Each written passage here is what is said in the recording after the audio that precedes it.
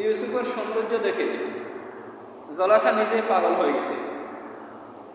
একদিন ইউসুফকে প্রস্তাব দিলেন, হে ইউসুফ, তুমি আমার সাথে অপকর্ম করো। ইউসুফ আলাইহিস সালাম রাজি হলেন না। অর্থাৎ ইউসুফ আলাইহিস সালামকে জুলেখা অনেকবার টেকটিশন দিয়েছে ওনার সাথে অপকর্ম করার জন্য, কিন্তু ইউসুফ আলাইহিস সালাম প্রত্যাখ্যান করে দিলেন। একদিন জুলেখা কি করলো? কোরআন সাক্ষী, وراودته التي هو في بيتها عن نفسه وغلقت الأبواب وقالت حيث لك قال معاذ الله। ইউসুফ আলাইহিস সালামকে একদিন জুলেখা তার গোপন রুমে রেখেছে, যেখানে থেকে বের হতে 7টি দরজা পার হতে হবে।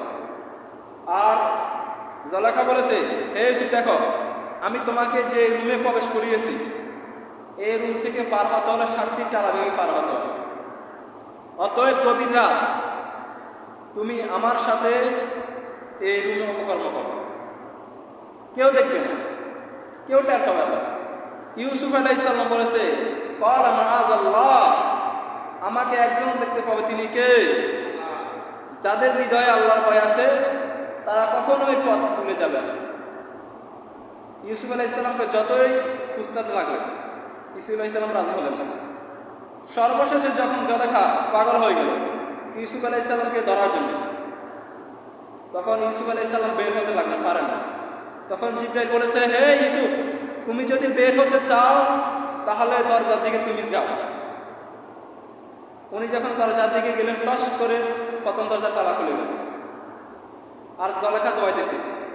যখন দ্বিতীয় দরজার কাছে গেলেন, দ্বিতীয় দরজার তালা খুলে গেল, তৃতীয় দরজার তালা খুলে গেল, চতুর্থ দরজার পঞ্চম দরজা, সপ্তম দরজার তালা খুলে গেল।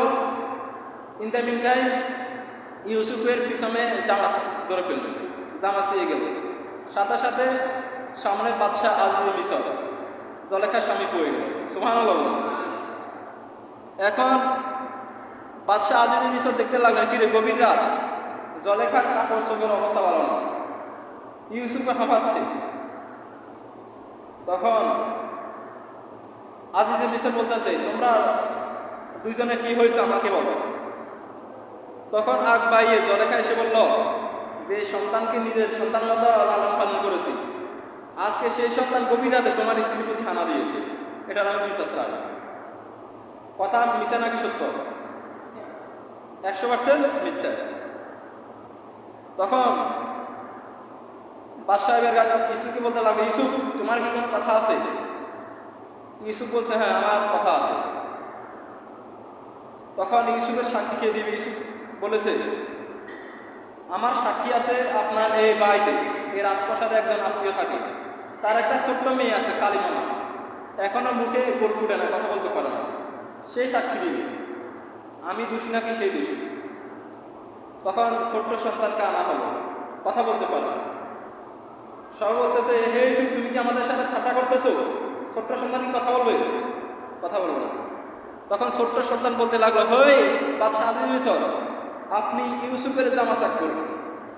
ইউসুফের জামা যদি সামনের দিক থেকে সিয়া হয় তাহলে ইউসুফ দোষী, আর যদি ইউসুফের পিছনে সিয়া হয় তাহলে ইউসুফ দোষী, তাহলে জুলেখা দোষী।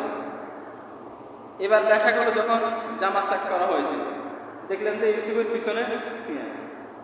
এখন শত শত মানুষের সামনে প্রমাণিত হলো জুলেখা দোষী, জুলেখা অপরাধী।